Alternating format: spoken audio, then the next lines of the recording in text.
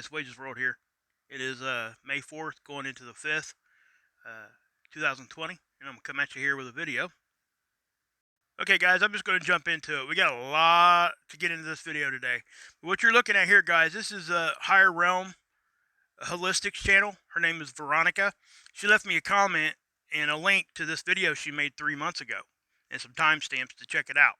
And she was talking about the Schumann and how it resembled the EKG, like I was doing in my video the other day. And she did this 3 months ago, so she was already onto this then. So I guess I'm just now catching up. I don't know, but I would think that everybody would want to go over there and check out this video. She has a lot more here to say. Also, she's talking about pole shift and everything else that's going on too. And again, this was 3 months ago, so obviously I'm not the only one talking about this, and I think that's good because when all of us start talking about similar stuff and we're not even communicating with each other, but we're still talking about it, that does kind of point to the fact that we might be onto something or over the target a little bit better. So, but go over, I'll leave a link to this video for you. Guys, go check her out. Show her some love, guys. Okay, guys. This is the current Schumann tool image. Look at this thing, okay? I mean, man, I just don't even know what to say about this stuff anymore, man. We're getting spikes every day, it seems like now. Not to mention that again, I have to say this because I want everybody to understand that this is not what we used to see, okay? You can see these greens and stuff showing up, and they're staying more consistently there. So that means we're having a more constant, higher frequency at all times, okay? Back in the day, you wouldn't be seeing that. You would actually be seeing if I kind of boxed it off like right here. That's what the tool looked like. That's what you would see when you would come over to this thing, unless it was spiking. Okay, you didn't see all this mess too much.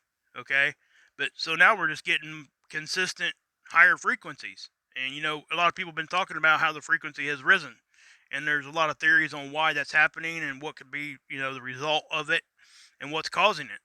There's a whole lot to discuss there. And, I think we should explore everything as far as trying to figure out what's going on with this. I do think that, when we're talking about the 10 o'clock UTC start time on a lot of things that I've been kind of catching here, a lot of 10 UTC. I mean, it's over and over and over again.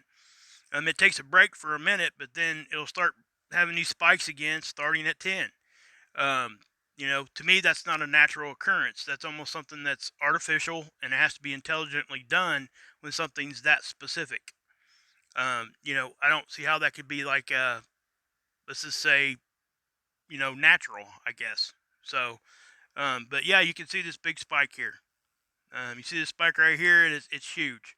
So if you've been feeling kind of off today, lethargic, ringing in your ears especially, this could be it. Plus, we got this horizontal signature right here.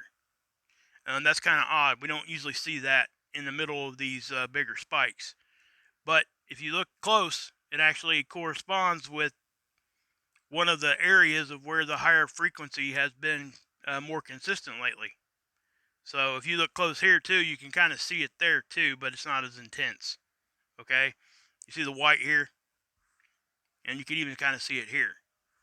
So what I'm saying is those horizontal signatures in the midst of the vertical ones here, yeah, that's pretty crazy. So, but anyway, guys, we'll move on to the next thing. All right, guys, I got you over at spaceweather.com. They've been just knocking it out of the park lately, guys. I think they've been doing a really good job. But we're going to talk about this. I'm not going to say those words. We'll call it global illness. I actually said it a minute ago, and I had to remake this part of the video because of it. The algorithm, when it hears that word right there now, guys, that people's videos are just getting buried. You can't, unless you're a mainstream outlet, you're not going to be able to say those words at all. So, anyway, what this one's about, it's about light distortion. And they're comparing before and after this illness. This is before. Okay, it's a picture of the United States from space. All the lights and stuff, right? This is during. You guys see the difference there? Ain't that crazy? And so obviously people are going to be asking me, well, why? Why is it doing that? Well, because we're not traveling as much at night. We're not doing things at night. We're staying home, and that's kind of what's going on. There's just not as much activity going on at night because everything's closing early. People are going home and staying there. They're not, they're out. They're not venturing out, and this is a result of that. And this is actually kind of a good thing, because it lets us see the sky better with our naked eye without less light distortion. And that kind of bridges me into the next discussion here, and that's this: the meteor shower we're getting ready to come on to. Well, I guess it would be. It says the 5th and 6th, so maybe this coming morning here, right around sunrise. I won't be able to see it today because it's going to be raining and cloudy. But tomorrow night, I might try to go out and take my daughter out and go check this out. If you guys look in the southeastern sky, just a few hours before sunrise, you should be able to see about 10 meteors an hour. Now, the reason why you're only going to be able to see 10 is because we're going to be in full moon. That moon's going to actually do this, okay? It's going to add light distortion, and we're not going to be able to see as many. So, if we were to come into this at new moon, where we can't see the moon at all, we would be seeing a lot more of these meteors. Now, if you guys don't go outside and look at this, you guys can just simply click on to like Live Meteor YouTube page, and there's a couple other ones also, and you can see them come in. I mean, it picks them up, it dings it, and I guarantee you go over there right now, you're probably going to hear it dinging and getting a little crazy because we're already inside this meteor shower. It's just not as intense yet. And what this meteor shower is, this happens year after year. It's the debris from Halley's Comet when it came in and went out multiple times. I was fortunate enough as a child to be able to see Halley's Comet come in. I seen it with my naked eye. It was awesome. Okay. Now I know people are like, well, it's just a little streak in the sky. Well, think about what you're looking at. You're looking at a big old flying ball of ice, pretty much moving at astronomical speeds, million miles away. Traveling towards the sun. But we're able to look up and see it, and that's awesome in my opinion. So just know that that's happening, guys. That's you know that is what it is. But I also want to talk here too on this. All right, guys, I'm gonna start you off over here at seeds. Now I'm gonna back that up one image. Okay, this is the end of the day where I showed you guys that CME yesterday. Okay, now this CME did go ahead and blow out a little bit more. It's actually pretty sizable, to be honest. But why I stopped here on this day is because of this. Okay, now almost 100% of the time, not quite 100%, but a lot of the times, these are just camera anomalies. Okay, I can't say that this one is. I've never seen anything look like that. I can tell you right now that there's nothing inside the camera that has that shape, because you can go look at the camera for yourself. Now this one, I could call this one a camera anomaly. It doesn't have any of the rigid stuff going on. All right. This looks like almost like a half of a cylinder, which means it could be reflected light inside the camera, and the tool picked it up like that. Now, and then you look at these; those are just two rectangles stacked on top of each other. So, in my opinion, that's a camera anomaly. Also, we'll go look at it over here. You can see it better. Okay. Now, I don't know for sure. I can't say 100% what that is. But this, look at this. It's almost like it's giving off its own light. It's really, really strange. I've never seen an anomaly on this tool like this ever. And we got this going on. Okay, and I'll take you back over to the gray one here in a second and show it to you. But yeah, camera anomalies usually take a hard line. What do I mean by hard line? There is no fade from the dark to the light part of the capture. It's just a hard line. And that's exactly what you see right here. And that's typical for a camera anomaly. Now we go down here and we look at this one. You're not seeing that. There ain't no hard line there, guys, at all. It's like this thing is giving off its own light. It's doing something here because look at the gray over here. Now, again, this tool, when it sees something bright, it tries to block it off with these gray strips or whatever it's trying to do. Okay? But if you look close, guys, you see how you got this extra white showing up, gray? That would be light of some sort. And then you can even see it here. So, what is that? I mean, is it a, hate to say it, is it a portal of some sort? I don't know. Um, it's really, really strange, and I really wish somebody knew what that was. There's going to be a bunch of different theories on this, I guarantee it. Um, who's going to be right? Don't know. But this definitely looks like it's either having some massive sun reflective light or it's giving off its own light. And if you judge by this little, I guess it looks like a tail of some sort. It's almost like it's spinning, guys. Okay, you see what I'm saying right there? It's almost like you know what that looks like right there? It looks like a tornado. If this was the ground, here's some clouds. Okay, what's that look like? Looks like a tornado. Is this thing spinning like that?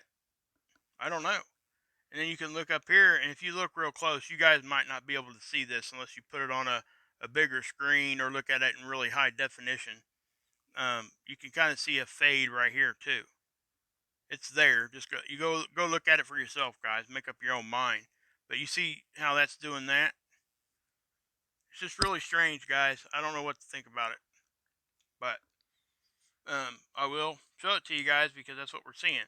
Now those other ones, I do think those are probably camera anomalies, and those camera anomalies could have been caused by the light off of this thing reflecting around the camera. That's a possibility. I ain't saying that's what happened, but it's a possibility.